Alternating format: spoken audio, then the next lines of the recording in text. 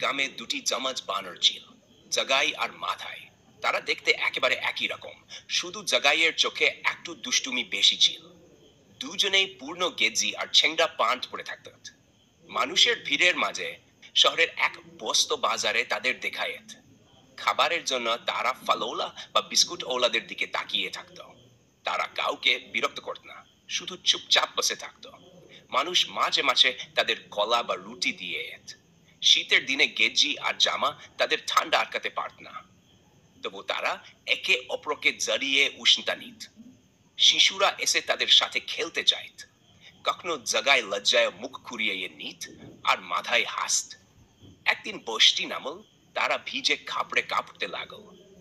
এক দল বৌদ্ধ তাদের ছাতার নিচে টেনে নিল। বৌদ্ধ তাদের শুকনো কাপড় দিয়ে মুছে দিলেন। সেই দিন থেকে বৌদ্ধই তাদের দেখাশোনা শুরু করলেন।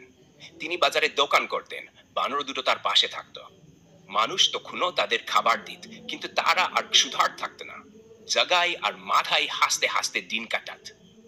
তাদের চোখে তখন আর ভয় ছিল না, শুধু শান্তি।